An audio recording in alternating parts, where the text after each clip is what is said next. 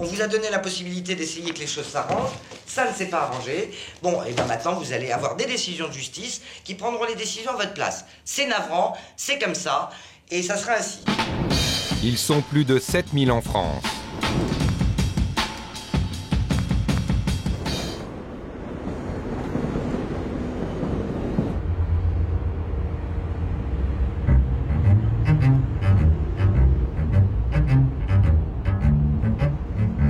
Il faut savoir quand même que 2 couples sur 3 se séparent.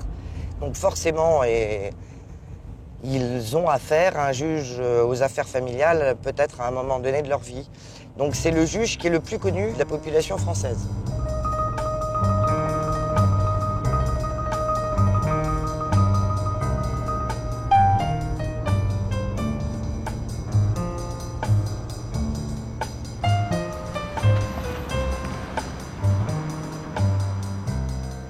Bonjour monsieur.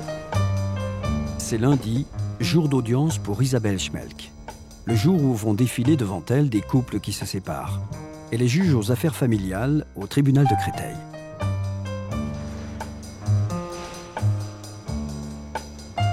Avec plus de 20 ans de carrière, Isabelle Schmelk est une juge d'expérience. Elle a déjà connu à 2 reprises la fonction de juge aux affaires familiales et a choisi d'y revenir il y a 2 ans, par goût du contact humain.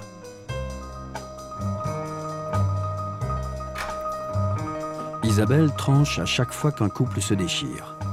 Elle décide de la résidence des enfants, fixe le montant des pensions alimentaires, organise les résidences alternées. Le juge aux affaires familiales n'est pas un juge en robe. Elle reçoit dans l'intimité de son bureau, assistée de sa seule greffière.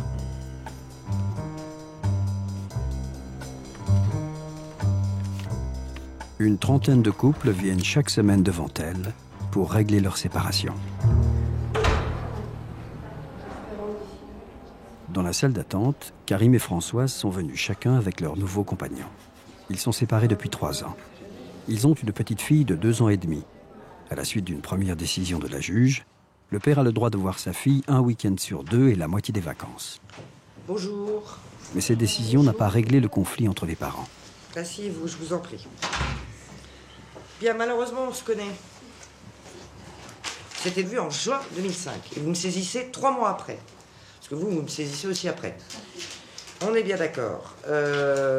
Donc vous me demandez un certain nombre de précisions, alors que je vous rappelle quand même que, il me semble, puisque je l'ai marqué, c'est que ça devait être vrai, c'est que toutes les décisions qu'on avait prises dans ce jugement étaient en accord entre vous deux. C'est donc qu'il y avait un dialogue et un accord concernant votre enfant. Bien, je crois que, avant qu'on aborde le fond, je voudrais quand même vous rappeler que vous êtes parents. Que c'est de votre responsabilité d'essayer de vous entendre. Donc, quand je vois ce genre de demande, 3 mois après qu'on se soit vu, je pense que ça ne va pas du tout. Il n'y a plus de dialogue entre vous. Bien. Est-ce que vous êtes capable, à l'heure actuelle, de m'expliquer pourquoi il n'y a plus de dialogue ? Moi, je ne peux pas l'expliquer. On est passé devant vous au mois de juin. Jusqu'à présent, ça se passait très bien. Monsieur Aïssa voyait sa fille toutes les semaines, comme on avait convenu, on vous en avait parlé. À partir du moment où l'ordonnance a été rendue, il y a eu un total changement de comportement de la part de monsieur Aïssa. Donc il a voulu respecter l'ordonnance à la lettre. Et moi, je la respecte. Et jusqu'à présent, monsieur Aïssa ne le fait pas. Donc il y a eu rupture. Il y a eu rupture de dialogue. Comment vous expliquez cette rupture ? Quelle est votre analyse ? Écoutez, moi j'ai écouté ce que vous avez tout simplement écrit sur l'ordonnance, qui me convenait très bien. J'ai respecté à la lettre ce que vous avez noté. En contrepartie de quoi, le jour où je devais récupérer mon enfant, c'est-à-dire à la date du 2 juillet, je n'ai pas eu mon enfant. Voilà, madame la juge. Pourquoi ? À ce moment-là, tout a changé. Parce qu'il n'y a plus eu de conflit. Donc c'était au moment des camps de vacances que... Exactement. Je voulais avoir ma fille, je n'ai pas eu ma fille. Il a fallu la force de l'ordre, il a fallu intervenir avec la police, il a fallu arriver à des mesures qui, sincèrement, me semblent complètement déraisonnées, disproportionnées pour un enfant. Alors on va, sans qu'on rentre dans les détails, maintenant je vais vous expliquer quand même un certain nombre de choses. Vous êtes parents, vous avez des responsabilités de parents. La plus grande responsabilité que vous avez, c'est d'essayer en tout cas de vous entendre et d'avoir un dialogue pour votre enfant. Pourquoi ? Parce que votre enfant, plus ça va aller, plus valait très mal. Est-ce que vous en êtes conscient? Bien sûr. Oui ou non? Bien sûr, je suis conscient. Vous savez, Voilà. je le vois déjà. Hein, Mais on connaît alors, presque. je voudrais dire que ma fille va bien, elle est heureuse de vivre, donc je fais en sorte que les choses se passent bien et qu'elle ne subisse pas les conséquences de notre séparation. Non, alors attendez. Séparation. Vous êtes en train de parler déjà de quelque chose. Séparation. Un enfant, des parents qui se séparent, ça, elle est malheureusement dans comme beaucoup d'enfants qui ont des parents qui se séparent. Ça, mais ça, la séparation, c'est votre couple conjugal qui se sépare. Ceci dit, vous allez être parents à vie. Vous allez être grands-parents. Pendant toute la vie de votre enfant jusqu'à votre mort, vous serez à côté de votre enfant pour essayer quand même, de la soutenir dans les grands événements, etc. Est-ce que si vous n'arrivez pas à être à côté d'elle dans le respect, dans le sourire, vous réalisez le cadeau que vous allez lui faire? Est-ce que c'est ça que vous voulez? Vous savez, je ne demande pas mieux que d'assumer mon rôle de père, Madame la juge. Je ne demande pas mieux que d'être là et de recevoir ma fille, de lui donner de l'amour, de lui donner dans le respect des uns et des autres. Je ne peux pas le faire. Bien. Je ne peux pas le faire, il y a trop de tension, je vais chercher mon enfant dans Monsieur Aïssa, Oui, pardon. est-ce que vous avez envie que les choses changent? Je ne demande que ça. Personnellement, je ne demande que ça. Bien. On peut essayer, on peut tenter. Maintenant, ça marchera peut-être pas. Alors moi, ce que j'ai envie de vous proposer à tous les deux, c'est qu'effectivement, je ferme le dossier là. Et je vous renvoie vos responsabilités, mais avec quelqu'un qui va vous aider. C'est-à-dire que je vous envoie en médiation. Tout à fait. Qu'est-ce que c'est qu'un médiateur? C'est une personne neutre qui n'a rien à voir avec la justice et qui est là pour vous aider à, d'une part, reprendre un dialogue de parents et d'autre part, vous, puisqu'il y aura, s'il y a dialogue et concertation, que vous preniez avec lui et tous les deux les décisions concernant votre enfant. Voilà. Pour ça, il faut être deux, il faut être d'accord. Je suis tout à fait d'accord. Je ne demande que ça. Bien. Ce que j'attends dans ce dossier, c'est qu'ils prennent conscience que tant qu'ils n'auront pas réglé leur conflit conjugal, on n'arrivera pas à avancer. Bon, maintenant, ils y arriveront peut-être jamais, ils y arriveront peut-être, mais c'est vrai que j'ai tenté la médiation avec eux en me disant, pour les aider, pour les accompagner, à essayer de se remettre au milieu d'eux, leur enfant et l'intérêt de leur enfant, et d'essayer d'éviter ces bagarres dans tous les sens pour qu'ils prennent conscience que c'est leur enfant qui va en pâtir. La médiation est gérée par l'APCE, l'Association pour le couple et l'enfance. La médiation offre aux couples un cadre neutre, en dehors du tribunal, pour les aider à prendre du recul sur leur propre histoire, exprimer leur colère, leur souffrance, pour tenter de sortir du conflit.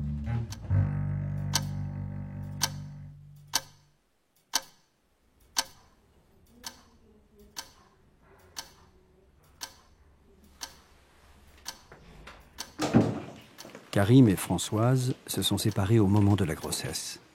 Depuis, ils n'arrivent plus à communiquer. Écoute, quand je t'envoie un recommandé et que tu ne vas pas le chercher, que ça fait 15 jours, me dis on l'a reçu, ça fait 15 jours, alors que ça fait 15 jours que tu l'as. Donc n'oublie pas une chose, tu ne m'as pas tout ça, c'est de la babiole. Je vais te dire. D'accord, c'est de la Ça fait 2 ans et demi que je me bats pour voir mon enfant. Tu me prives de voir mon enfant. Bien sûr. Elle était dans la rue, tu criais comme une folle Bien pour sûr. pas que je puisse voir mon enfant. Bien sûr. Tu m'as privé de mon enfant pendant les vacances. Bien sûr. Tu m'as pourri ma vie. Bien sûr, bien sûr. Donc aujourd'hui, peu importe tout ça, D'accord. je veux repartir sur une Alors, bonne base. alors, on passe à autre D'accord. chose. Passons à autre chose. D'accord. Aujourd'hui, Parce que- soyons amis pour cette petite. C'est Non, tout ce que je soyons demande. parents. pour Si cette tu es petite. d'accord pour ça, il n'y a pas de problème. Amis, non. Si tu n'es pas d'accord, déjà je l'ai dit à Madame Promonet, je partirai d'ici tranquille. Bah, écoute, c'est Parce très que j'ai bien. envie de reconstruire ma vie. Bah, c'est très Cette bien. histoire-là, tu veux pas que je voie la petite, il n'y a pas de problème. Tu la gardes, il n'y a pas de souci. Tu veux me pourrir la vie jusqu'au bout à cause de ton argent, il n'y a pas de problème. Ce n'est Vas-y. pas mon Il y a- argent, Mais si, c'est juste ce qui contribue à l'entretien. Tout ce que je Soyons, comprends. c'est deux N'oublie choses pas une différentes. chose, c'est que Karine. l'homme qui est devant toi là, Oui. il t'a toujours payé. Et si je n'ai pas payé, c'est parce que j'avais des difficultés financières sur les 2 derniers mois. J'ai tout vendu. Oui, mais j'ai moi, vendu bon, voiture, alors- j'ai vendu appartement. Qu'est-ce que tu veux que je fasse? Bon, maintenant, vous avez bien vu, là, on est bien dans le conflit. C'est de ta faute Non, si non, non, j'ai y a pas de machin, c'est conflit. de ta faute si Il j'ai y a- machin, non, non, c'est non, de ta j'ai- faute. Madame Promonet, s'il vous plaît. Non, l'avenir Et de on cet est en train de enfant- parler de... L'avenir de cet enfant, il se construira s'il y a certaines choses du passé qui sont aussi mises à distance. Allez, enterrons la hache de guerre une fois pour toutes. Tout à fait, c'est le but de votre présence ici. Arrêtons. Hein, c'est le but de votre présence ici. Mais je peux comprendre que tu ne sois pas prête pour ça. Excusez-moi. Mais je peux comprendre. Ben, j'ai l'impression que tu n'es pas prête à ça. Bon, allez, Ou alors, on passe à autre chose là. Allons-y alors. Avant que quoi? Là. Non, avant que j'éclate de rire encore plus, parce que franchement, c'est. Bon, j'entends pas beaucoup parler de l'intérêt. Exactement, c'est ce que j'allais dire. 4 séances supplémentaires de médiation ne suffiront pas. 3 mois plus tard, Karim et Françoise retournent devant la juge.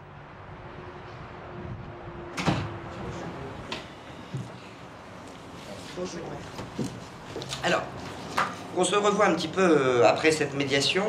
Est-ce qu'elle est toujours en cours? Non. Elle a été arrêtée? D'accord.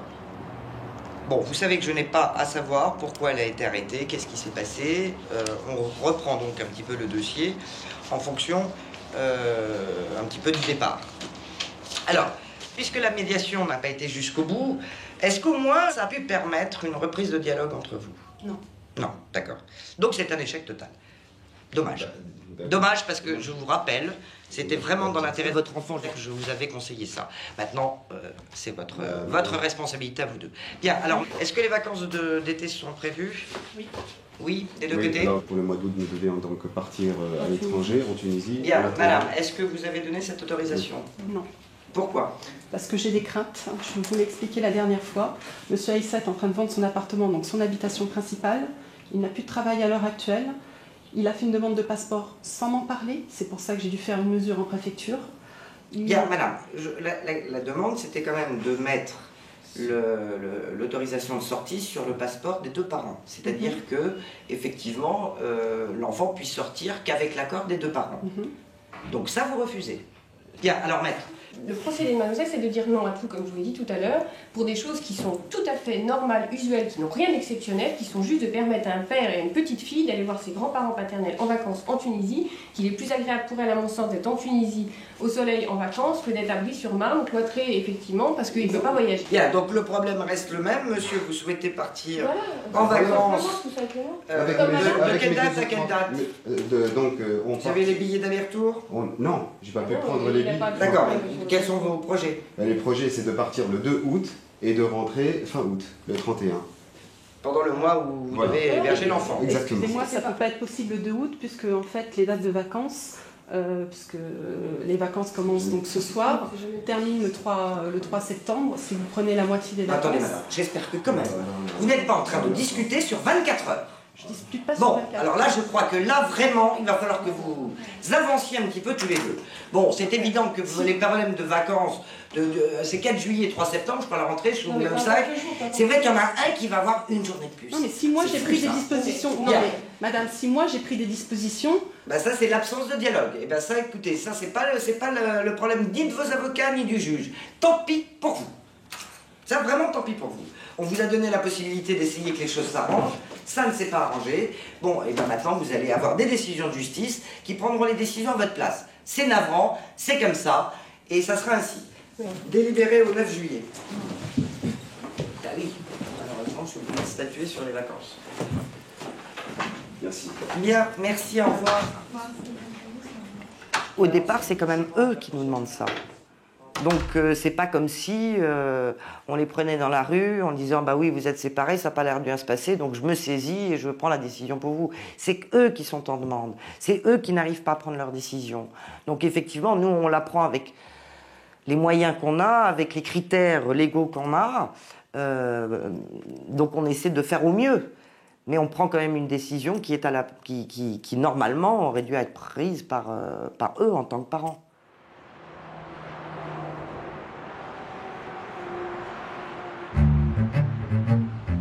Les juges aux affaires familiales ne s'occupent pas que de divorce et de séparation.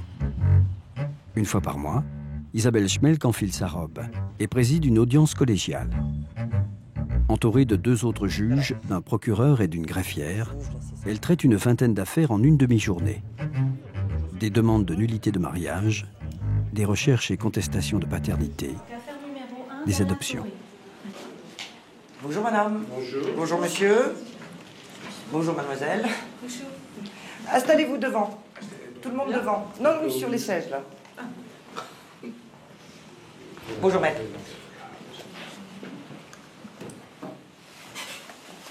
Bien, alors, vous êtes donc mariés, monsieur et madame Dalatorre, et vous demandez l'adoption simple de mademoiselle Guzou, qui est née le 19 juillet 86 en Chine.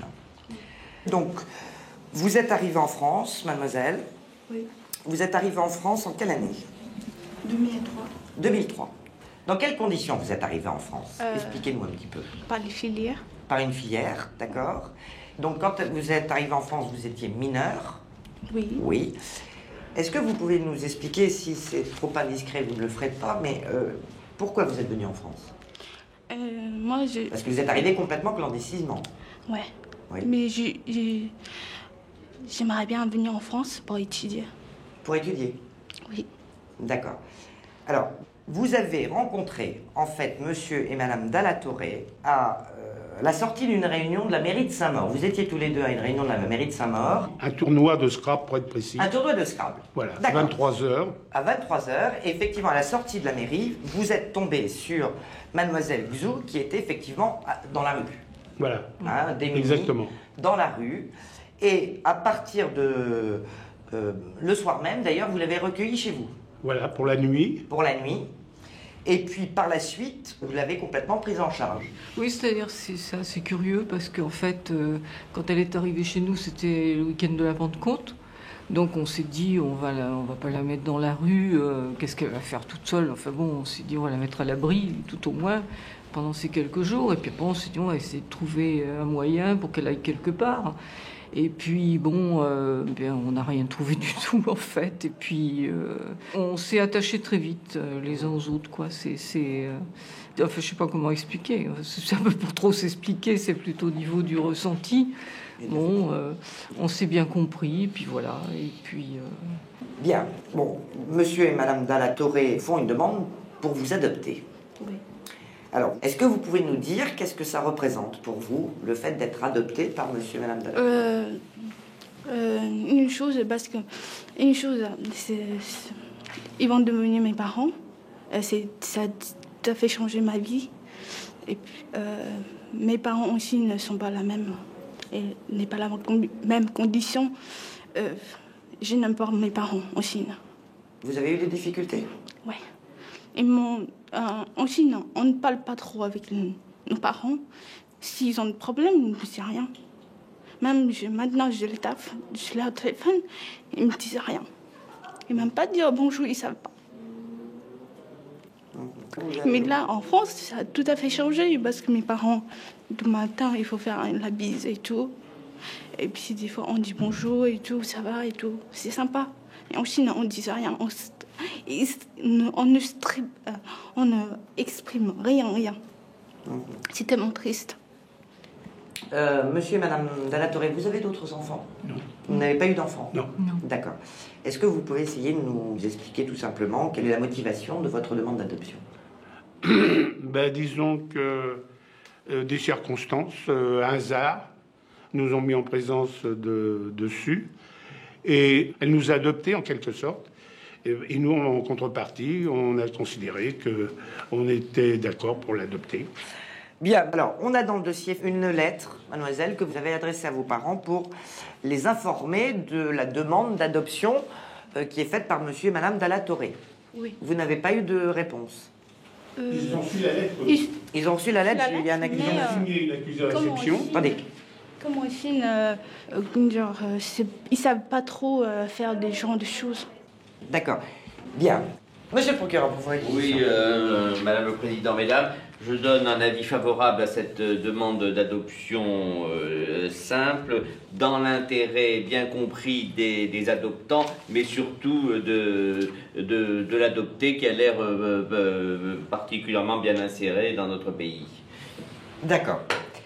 Est-ce que vous avez quelque chose les uns et les autres à rajouter, mademoiselle? Mais je veux dire que je l'adore. De toute façon, je leur appelais mes papa, maman. Vous les appelez papa-maman? Oui. Depuis 3 ans. Monsieur et Madame Dallatoré, d'autres observations? Toi, tu as quelque chose à dire? Non. D'accord. Et moi, disons que pour nous, aujourd'hui, c'est un... déjà, le 6 juin 2003, c'était un jour exceptionnel. Et puis aujourd'hui, ce serait la consécration de ce jour exceptionnel. D'accord. Bien. Alors, comme nous sommes 3, nous ne pouvons pas vous donner la réponse aujourd'hui. Hein, donc on va étudier votre dossier et vous aurez la réponse le 8 juin. Hein, vous n'avez pas besoin de vous déplacer, mais dès le 8 juin, vous aurez la réponse sur cette demande d'adoption. Voilà, je vous remercie. Merci beaucoup. J'aimerais trouver là. Au revoir.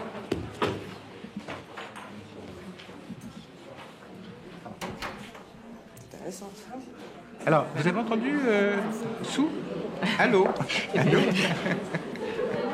Je pense qu'il n'y aura pas de difficultés particulières. Le procureur étant... Oui, tout à fait, tout à fait, tout à fait. C'est bien.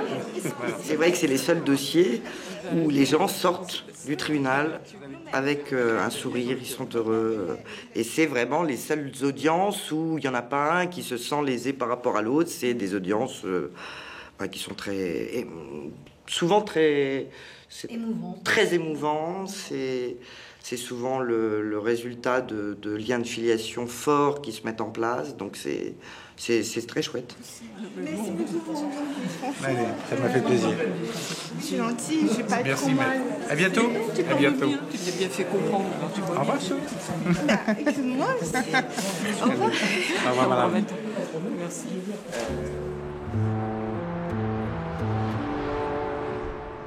Aujourd'hui en France, dans les grandes villes, un couple sur 2 se sépare. À Créteil, tous les ans, ce sont 9000 couples qui viennent au tribunal avec leurs conflits, leur tristesse et leur colère. Ce que je voulais vous dire, monsieur, c'est que madame ne souhaite pas divorcer. Je le souhaite. Ne souhaite pas divorcer. C'est elle qui l'avait demandé. Oui, alors, justement, on va peut-être s'expliquer là-dessus, et elle serait prête éventuellement à reprendre la vie commune. Ah non, pas possible. C'est vrai qu'il y a un phénomène à l'heure actuelle où on a de plus en plus de personnes de 60 ans qui divorcent ou qui se séparent. Parce que la vie s'allonge de plus en plus et qui ne se voient pas vivre encore 20 ans ensemble. Est-ce que vous souhaitez, madame, un délai de réflexion? Non, monsieur? Non. Donc vous êtes prêt, effectivement, si toutes les conditions sont remplies, à ce qu'un divorce soit prononcé tout à l'heure? Oui. Oui? D'accord. Bien. On a énormément de séparations des gens entre 45 et 55 au moment où les enfants partent. Ça, c'est où le couple n'arrive pas à retrouver un équilibre.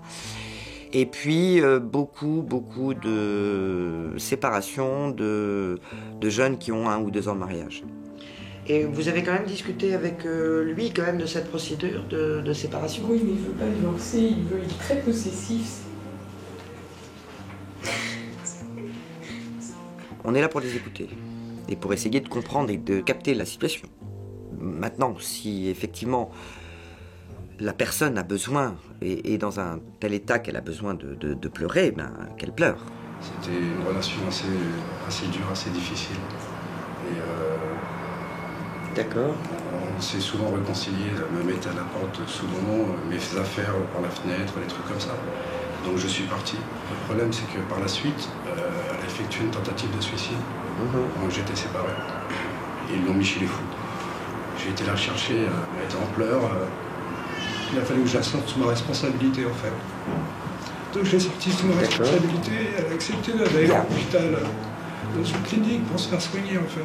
Ça leur fait du bien, d'ailleurs. Moi, quand ils commencent à pleurer, je les encourage à continuer. Et puis, ou alors je leur propose de sortir, qu'ils se lâchent un peu, parce que, bien sûr, il y a des émotions qui sortent plus facilement pour les uns et puis moins facilement pour d'autres. Et puis vous avez des personnes qui ne montrent rien du tout.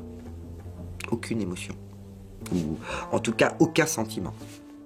Je suis quand même, et vos avocats sont là pour essayer qu'on se tourne vers l'avenir et que l'avenir soit dans un système de relation parentale meilleure. Bon, est-ce que vous le souhaitez? Bon, alors on s'arrête là. Dans beaucoup de cas, on veut faire payer à l'autre sa propre souffrance. ça c'est évident. Ou éventuellement un problème financier, de jalousie, de vengeance. Bon, donc il y a 1000 raisons.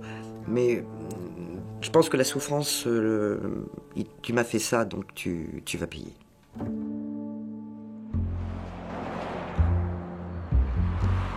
Quand le désaccord va plus loin que la garde des enfants ou la pension à payer, certains couples s'installent dans le conflit pendant des années.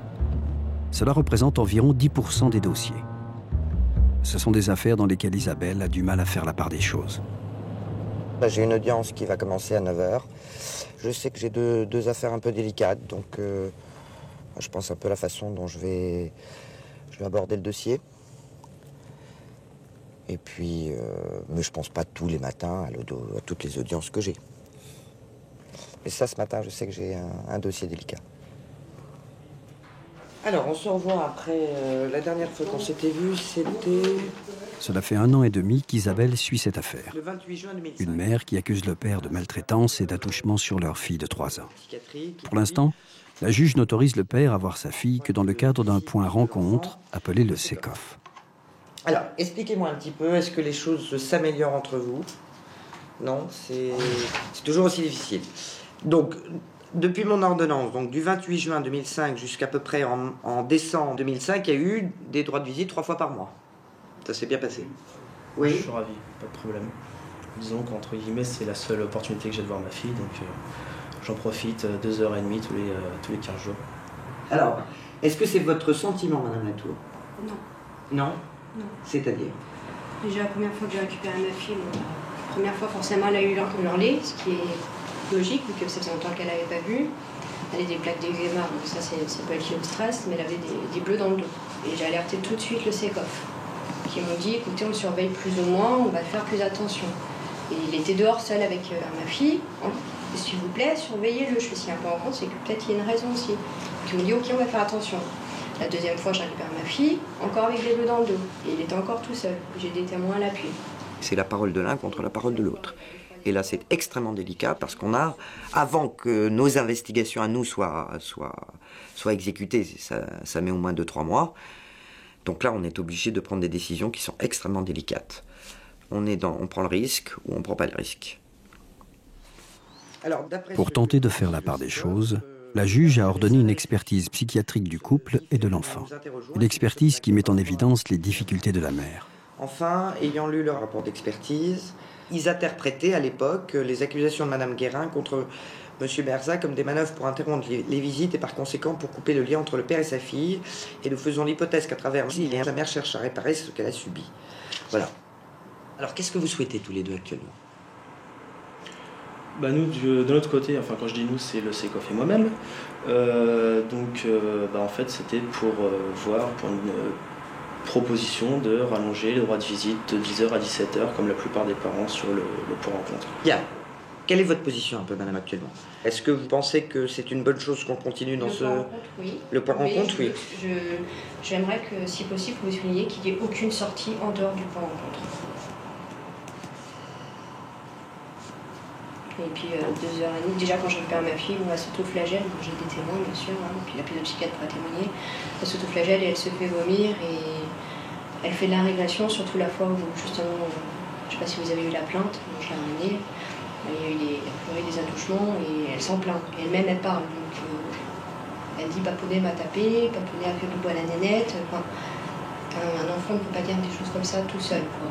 Et dès qu'elle sait qu'on y va, elle est en larmes. Et c'est moi qui suis obligée de dire, t'inquiète pas, ça va bien se passer.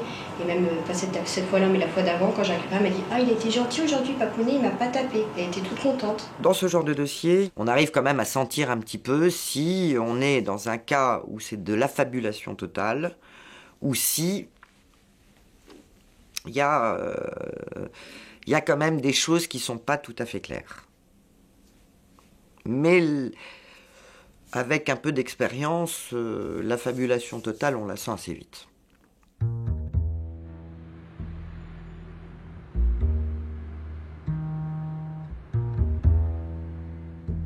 Le point rencontre où les parents peuvent voir leurs enfants dans un cadre protégé se trouve à Paris, dans le 20e arrondissement.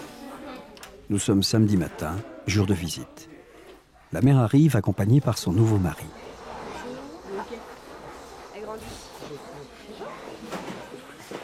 Elle va aller jouer. Tu vas faire un bisou? Bon, je peux continuer à faire ma vie. Ça, c'est quoi, ça? Canard. Un canard. Le canard, ça fait quoi? À voix. Ah non, le canard, ça fait coin, coin. Ça a changé quelque chose pour vous, la décision du juge, la nouvelle décision? Sincèrement, non. Pourquoi? Non. Parce que moi, déjà, à la base, je courais tout simplement après simplement des droits normaux, je dirais, c'est-à-dire l'avoir tous les 15 jours à la maison. Donc je dirais que je fais avec, mais je veux dire ici tout le monde commence à me connaître, je veux dire, il voit comment je suis avec comment Mathilde est avec moi. Mais bon, ça c'est vrai que la juge le voit pas, donc le problème il est là. Depuis la séparation du couple, c'est la première fois que le père et sa fille passent 5 heures d'affilée ensemble. Et pour toi?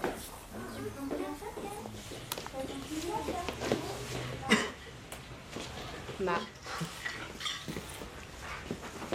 Ça va, t'as essayé de jouer?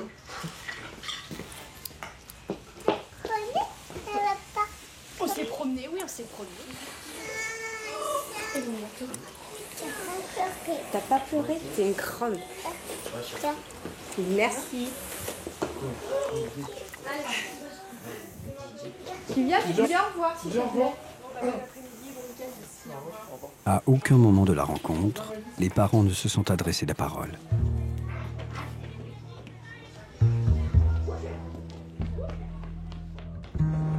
Dans cette affaire, Isabelle Schmelk est compétente pour ce qui concerne la résidence de l'enfant, le droit de visite du père et la pension alimentaire. Les plaintes pour violence sont de la compétence d'un juge d'instruction et les plaintes pour maltraitance relèvent d'un juge des enfants. Ces juges ont été saisis. La plainte pour violence a été classée sans suite. 3 mois plus tard, Isabelle convoque à nouveau le couple. Bien, alors, quelle est votre demande aujourd'hui, monsieur? Donc ma demande, moi, c'est toujours la garde complète de ma fille, que Christelle soit suivie psychologiquement, et donc par la suite, voir comment cela va se passer. Bien, donc votre première demande, monsieur, c'est la résidence de l'enfant. Bon, si jamais vous n'aviez pas... À défaut, un droit de visite et d'hébergement, le plus élargi possible, j'imagine, et à défaut, le maintien du droit de visite au SECOF. D'accord. Bien. Alors, de votre côté, madame, vous avez entendu les différentes demandes. Quelles sont les raisons pour lesquelles vous vous opposez à un droit de visite et d'hébergement du père? Donc les faits passés et présents, donc les maltraitances. C'est quoi les dernières maltraitances? Donc il y a eu échymose au niveau de la mâchoire. Mais quand? Au SECOF. Ah, des maltraitances qui auraient lieu au SECOF? Tout à fait, oui. Alors, est-ce que c'est cette lettre dont vous m'avez écrit, lettre commandée? Quelle date? Je ne sais plus, madame, parce qu'il y a quand même beaucoup de plaintes de votre part, de faits qui sont toujours dénoncés et qui ne sont quand même actuellement pas prouvés. On est bien d'accord? Oui. Hein? Donc, il n'est pas question que le père voie l'enfant. Sauf le médiatisé. Bien. Alors, ces couples qui se déchirent, ils sont dans une attente de ma décision qui est terrible. Mais je voudrais... je suis navré. Je suis navré pour eux et pour les dégâts que ça va faire. Et je trouve ça triste. Mais d'un autre côté, je peux pas... Je suis pas un dieu qui peut jeter, ou une fée qui peut jeter quelque chose pour leur dire, mais... arrêtez, tout va aller bien. Non. Voilà. Bien. Merci. Donc délibéré sous toute réserve le 4 juillet. Merci, au revoir. Beaucoup, au revoir. Au revoir.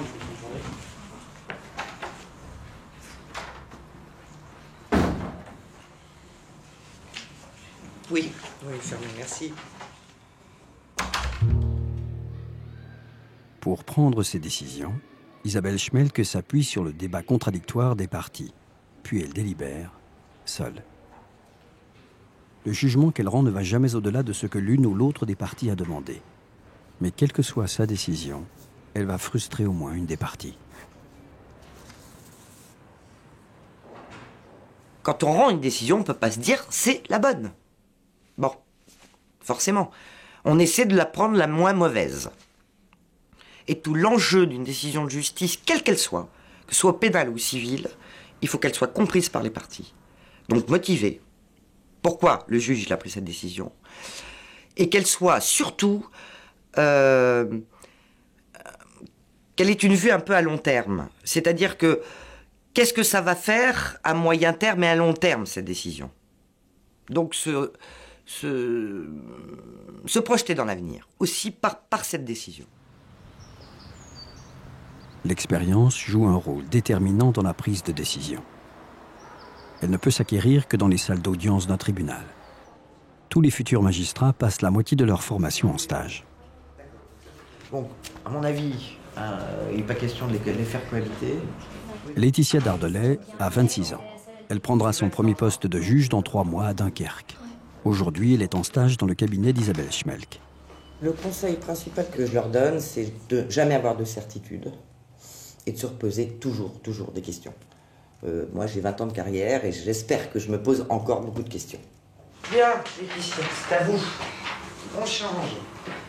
La stagiaire prend la place de la juge pour l'affaire suivante. C'est un divorcement 3. Mais Isabelle Schmelk reste dans le cabinet pour l'assister.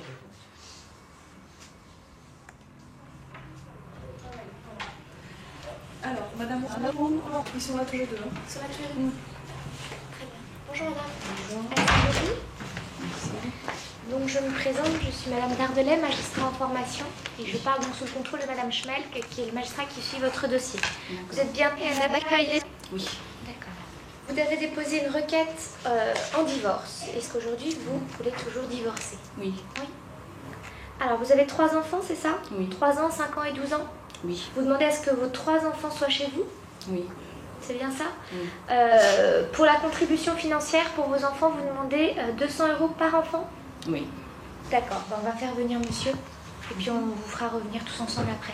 D'accord. Bonjour monsieur. Bonjour. Asseyez-vous. Bonjour monsieur. Donc, je me présente, je suis Laetitia Dardelais, magistrat en formation. Je parle donc sous le contrôle de madame Schmelk, qui est le magistrat qui suit votre dossier. Aujourd'hui, vous êtes reçu parce que votre épouse a fait une requête en divorce. Qu'est-ce que vous vous dites d'ailleurs de cette demande de divorce? Moi, pour moi, je ne veux pas le divorce. Hein. Vous voulez pas? Mais moi, je ne veux pas. La dame, elle a fait abandon de maison conjugale avec 3 gosses. L'autre, elle a 4 ans. L'autre, elle a 4 ans. Le matin, là, je réveille, je lave, j'amène les gens, j'amène les 3 à l'école. Depuis le 4 décembre. Mais je ne comprends pas la loi française. Donc, si c'est un homme, c'est un problème. Mais si c'est femme, c'est pas un problème. Mais madame est juge. Non. Oui. Bon, alors, donc aujourd'hui, j'ai noté que vous refusiez de divorcer, la greffière aussi. En revanche, maintenant, je vais quand même devoir vous demander ce que vous pensez de certaines demandes. Sur la résidence des enfants, elle aimerait qu'ils soient avec elle. Non, je ne laisse pas les résidences, étant qu'il a fait abandon de maison conjugale, madame. La maison, c'est moi qui vais rester avec les enfants. Vous voulez quoi, vous, monsieur? Je garde mes enfants. S'il veut qu'on divorce, le mien. Il me laisse moi mes enfants. Je veux marier vite fait. Pas même moi. Pour trouver une femme, c'est facile. Pas une femme donc comme les ça. enfants, vous voulez qu'ils résident chez vous? Oui. Les 3? Les 3. Vous habitez toujours ensemble? Non, ça fait que 5 mois, il habite avec un homme. L'autre maison l'a trouvé, madame. J'ai resté avec 3 gosses. Abandon de maison conjugale, madame, ça fait 5 mois, 6 mois maintenant. Il est parti, il a trouvé notre loyer. Il manque, il habite chez vous. Elle habite où, madame, alors? Je ne sais pas, pour lui demander, il est là.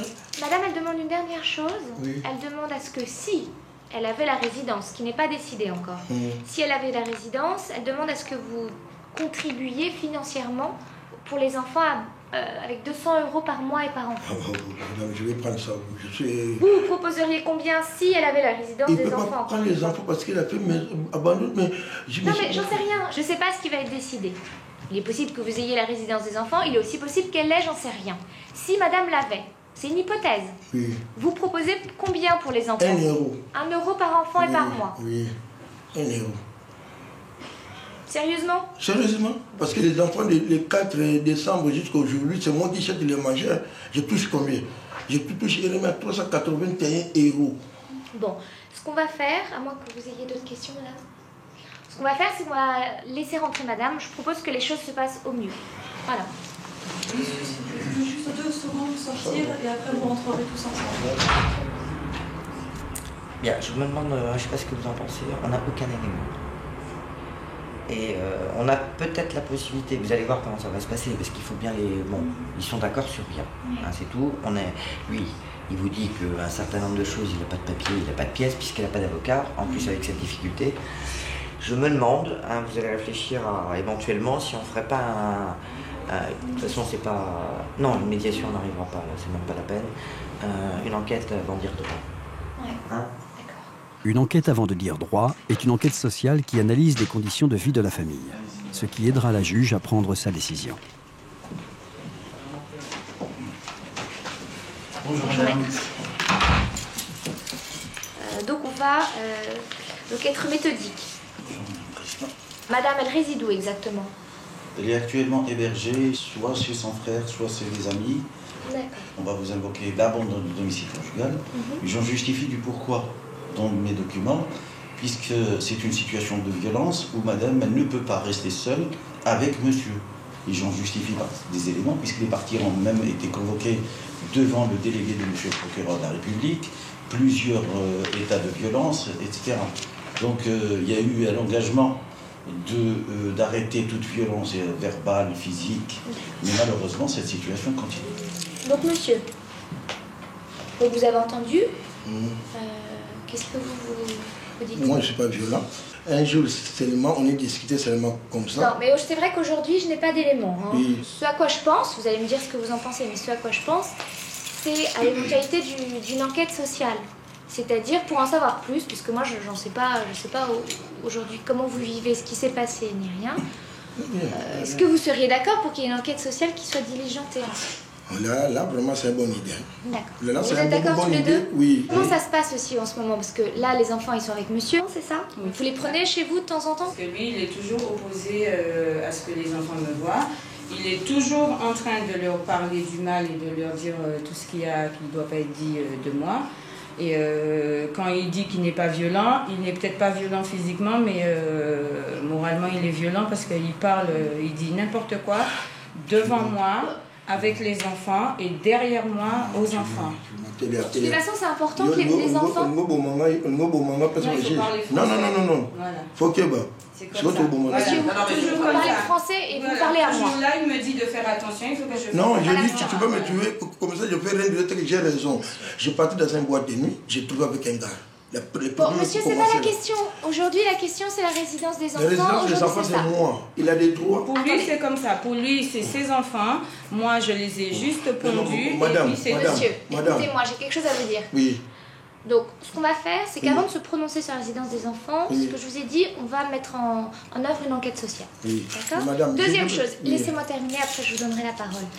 C'est aujourd'hui très important que vos enfants, parce que le dernier, il a 3 ans, qu'ils continuent de voir leur mère. Mais ça, alors, attendez, c'est très bien que vous puissiez vous en occuper. Si madame n'est pas là, j'en sais rien, tant mieux. Si vous arrivez à vous occuper de vos enfants, tant mieux pour eux. C'est très bien. Ceci dit, il faudra respecter cette ordonnance. Madame, c'est pas ça. Il a des droits à prendre des enfants, même aujourd'hui. Je crois qu'on va s'arrêter là, monsieur. Il y a des décisions qui vont être prises tout à fait provisoirement. Le maximum, c'est qu'effectivement, ce qui est bien, c'est que vous êtes tous d'accord pour qu'effectivement, il y ait une enquête sociale qui soit faite. On est bien d'accord. Maintenant, les enfants ont un droit absolu, c'est d'avoir un père et une mère.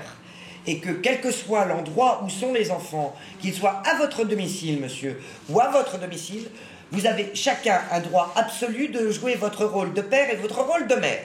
Bien. Le rôle de la mère, c'est de ne pas forcément voir les enfants à votre domicile, monsieur.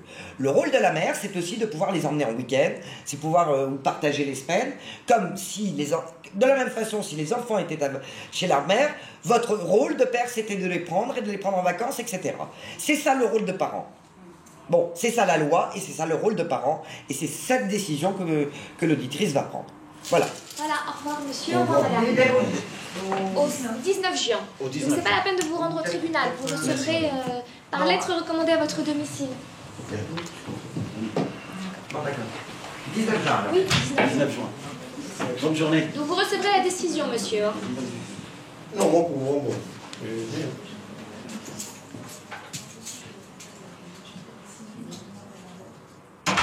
Très bien. Très bien. Ah bon, bah tant mieux.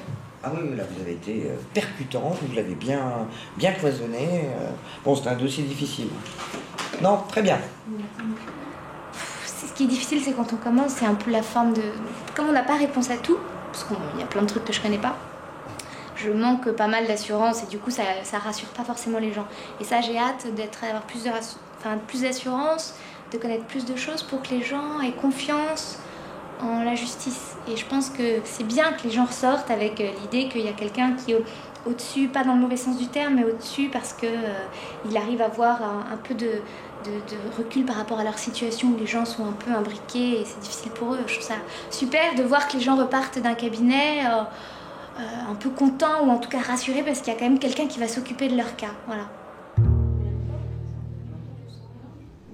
Madame Siri, Monsieur Blanc, c'est... Il faut quand même savoir que, heureusement, on ne se sépare pas dans la douleur tout le temps. Ça n'empêche pas, quand même, ça n'empêche pas, on peut se séparer d'une façon saine, sans heurts, dans le cadre de cette séparation, ça n'empêche pas la souffrance. Ça, c'est complètement autre chose. Alors, vous êtes là, madame, parce que vous avez entamé une procédure de divorce à l'amiable avec votre mari. Tout à fait. Donc, vous savez que c'est une procédure qui est un petit peu simplifiée maintenant. On est là pour essayer de voir si vous êtes vraiment décidé à ce qu'éventuellement un divorce soit prononcé tout à l'heure. Alors, est-ce que vous êtes séparés déjà? Oui, tout à fait. Depuis combien de temps? Ça va faire bientôt... ça fait plus d'1 an. Plus d'1 an? Oui, tout à fait. D'accord. Vous avez donc mis en place depuis, entre guillemets, plus d'1 an, un petit peu toute la convention que vous avez vue, que vous avez faite avec votre mari et l'avocat. Oui. Ça, c'est un premier point. Le deuxième point, en tant que parent, comment ça se passe avec les enfants? Ça se passe très bien. Ça se passe très bien? Oui. Ils ont quel âge? Alors, l'aîné a eu 4 ans le 17 4 janvier. ans et 2 la ans. petite deuxième a bientôt 2 ans en août. Donc c'est vrai que pour l'aîné ça a été plus difficile et donc nous l'avons fait suivre par une psychologue au tout début de la séparation. Oui. Donc et ça s'était très bien passé.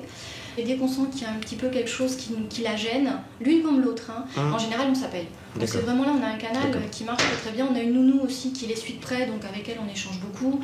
Avec mon ex-mari, enfin mon mari, on échange aussi beaucoup sur les enfants puisqu'aujourd'hui c'est notre principale préoccupation. Bien sûr. Donc ça c'est clair. Donc on maintient ce système et pour l'instant ça se passe bien et si pour la million on en discute. Donc d'accord. En tout cas ça a été notre priorité et pour l'instant ça marche. Donc écoutez, voilà. Bien, je vais entendre quand même votre mari pour voir s'il est dans le même état d'esprit. Puis après vous reviendrez puis on discutera tous ensemble de cette convention. D'accord, merci. À tout de suite. Vous lui dites de rentrer, hein? D'accord. Bonjour monsieur. Bonjour madame. Vous en prie, asseyez-vous. Bien, vous êtes Sébastien Mazur. Tout à fait. Bien, vous êtes là monsieur parce qu'effectivement vous avez décidé avec votre épouse d'entamer une procédure de divorce. Bien, on est là un petit peu pour savoir si vraiment vous êtes bien décidé à ce qu'un divorce éventuellement tout à l'heure soit prononcé. Oui, vous êtes prêt? Complètement. D'accord. Votre épouse me disait que vous étiez séparés depuis 1 an. Exactement. Et qu'en fait, les relations se passaient très bien. Bon, parce qu'il y a ce que vous avez décidé, et puis après, il y a vos relations en tant que parents. Ouais. Et elle me disait qu'en tant que parent, ça se passait bien. Est-ce que c'est votre... Je confirme. Vous confirmez. Bon, donc pour vous, c'est clair. Très clair. Bien, vous allez chercher votre épouse. On va discuter de tout ça ensemble, et puis... on va surtout voir ensemble la convention que vous avez prévue. Vous lui dites de rentrer. En tant que juge, on n'a pas à savoir pourquoi ils sont rencontrés, pourquoi ils divorcent. Si les gens n'ont pas envie de nous dire pourquoi ils se séparent, on n'a pas besoin de le savoir. Sauf dans les divorces pour faute. Mais pour tous les autres divorces actuellement, on n'a aucune raison de savoir qu'est-ce qui se passe. Bien, alors vous savez que vous avez quand même choisi un divorce qui, depuis plus d'1 année maintenant, est simplifié. Simplifié, ça ne veut pas dire qu'il doit être expéditif et qu'il doit être prononcé à tout prix. Voilà. Donc il faut quand même que vous sachiez que vous avez quand même l'un et l'autre absolument la possibilité de dire non, aujourd'hui, je ne suis pas prêt à ce qu'un divorce soit prononcé tout à l'heure. Et vous avez également donc cette possibilité, c'est de demander un délai de réflexion. Est-ce que madame, vous souhaitez ce délai de réflexion? Non. Monsieur? Non plus. Bien, vous êtes donc bien dans l'esprit où effectivement, si tout est clair, un divorce soit prononcé tout à l'heure. D'accord.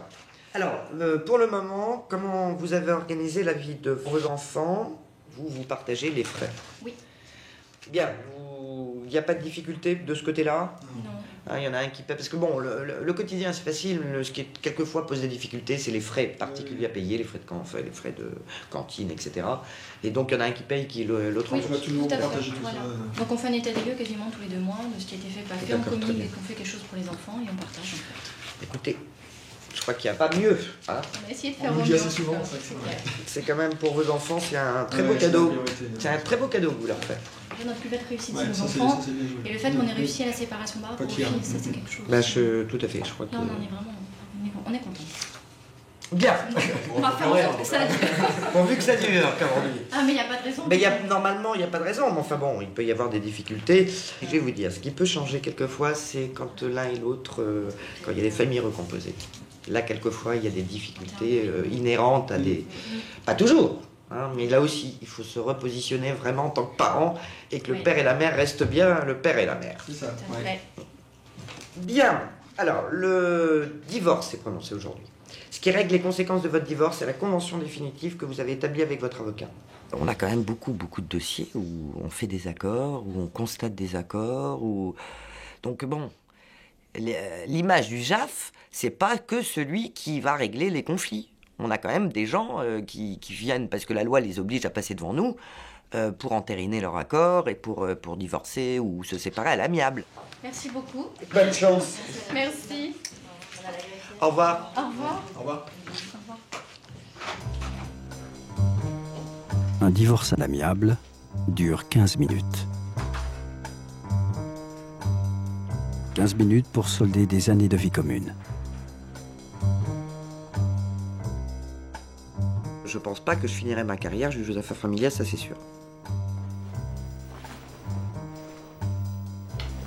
Je crois qu'il arrive un moment où le message qu'on a envie de donner aux gens, ce message que j'essaie de leur donner, d'essayer de se positionner en tant que parent, d'essayer de mettre le problème du couple à part et puis d'essayer de tout faire dans l'intérêt des enfants, c'est vrai que c'est...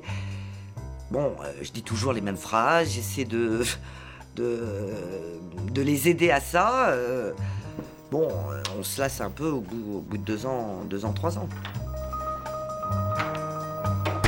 Et je pense pas que ça soit une bonne chose d'être 10 ans juge aux affaires familiales parce que je sais pas si au bout d'un moment on a vraiment le recul nécessaire et si c'est pas, on tombe pas un peu dans une routine.